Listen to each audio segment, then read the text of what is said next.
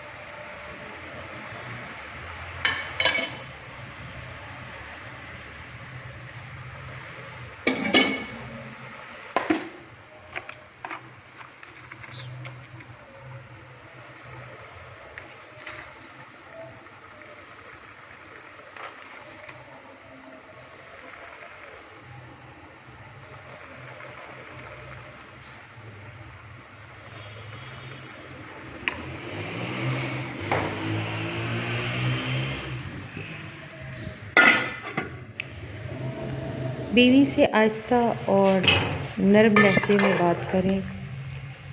بیوی کا دل بہت نازک ہوتا ہے۔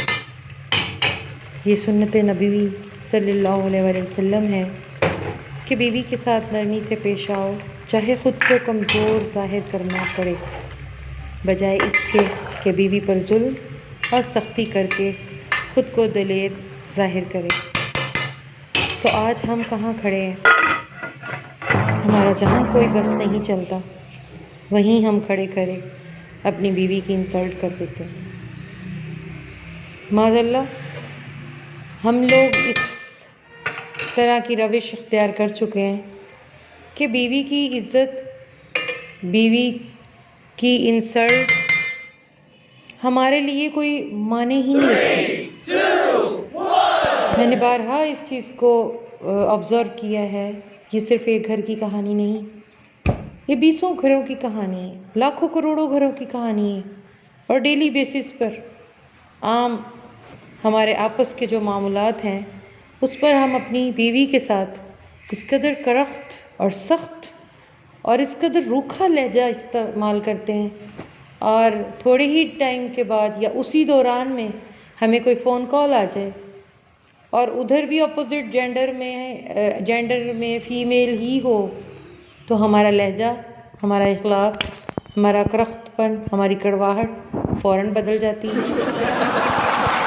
یہ میں سب مردوں کے لیے نہیں کہہ رہی، لیکن ہمارے معاشرے میں چند 10% مرد ہیں جو اس چیز کو سمجھتے ہیں، بقایا 99.9% جو ہیں وہ لوگ مرد حضرات خصوصاً وہ بیوی پر روب ڈال کر اکڑ کر بات کرنے پر اپنے آپ کو کچھ سمجھتے ہیں، اور باہر کسی پر بس نہ چلے تو بیوی پر چلا کر، بیوی سے سخت لہجے میں بات کر کے وہ اپنی جو ہے وہ سمجھتے ہیں کہ ہمارے اب وہ والی انسلٹ جو ہے وہ ہماری پوری ہو گئی ہے۔ تو معاذ اللہ، ہمیں عورتوں کی قدر کرنی چاہیے۔ عورت ہر رشتے میں خوبصورت ہے، اور اسی سے ہی دنیا کی خوبصورتی، اللہ نے اس چیز کو بیان کیا کہ عورت دنیا میں سب سے خوبصورت ترین تحفہ ہے۔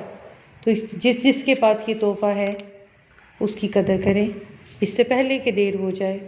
اور ناقدری کرنے والا انسان نہ دنیا میں اس کو بھاگ لگتے ہیں نہ دنیا میں وہ ترقی کر سکتا ہے تو آخرت تو اس کی بری ہے ہی ہے۔ تو اللہ تعالیٰ میرے سب بھائیوں کو، میرے سب مسلمان مردوں کو عورت کی عزت کرنے والا بنا دے، عورت کے ساتھ نرم لہجہ استعمال کرنے والا بنا دے، آمین ثم آمین۔ جو حقوق اسلام نے عورت کو دیے ہیں، عزت، پیار، حفاظت، ضروریات زندگی کو پورا کرنا وغیرہ وغیرہ، جو مرد حضرات ان سب حقوق کو پس پش ڈال کر عورت کو پاؤں کی جوتی سمجھ لیتے ہیں، ان کو یہ بھی یاد رکھنا چاہیے کہ کل اس کی اپنی بیٹی یا بہن بھی کسی کے پاؤں کی جوتی بنے گی۔ اپنی بیٹیوں کے اچھے مستقبل کے لیے آج خود کو بدلیے، اپنی بیوی کے حقوق ادا کیجیے، کل آپ کی بیٹیوں اور بہنوں کے حقوق انشاءاللہ ادا ہوں گے۔ خدا را اپنی بیوی کی بنیادی ضروریات کو اپنے اوپر بوجھ مت سمجھیے، بلکہ اپنے آپ کو خوش قسمت ترین انسان سمجھیے جس پر اللہ نے کسی دوسرے انسان کا نان نفقہ کی ذمہ داری ڈالی ہے۔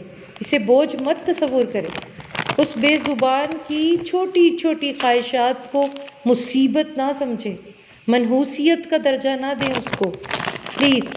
جب آپ اس کو ایک انسان سمجھیں گے، اپنے دل کے محبوب ترین کونے میں رکھیں گے، تو آپ کو اس کی چھوٹی چھوٹی ضروریات خود بخود یاد رہیں گی، اور مہینے کے اینڈ میں یا مہینے کے شروع میں جیسے ہی آپ کو آپ کی آمدن کا مخصوص حصہ میسر آتا ہے، اس میں سے سب سے پہلے آپ اس بے زبان کا حصہ نکالیں گے اور خوشی سے اس کے ہتھیلی پر رکھیں گے۔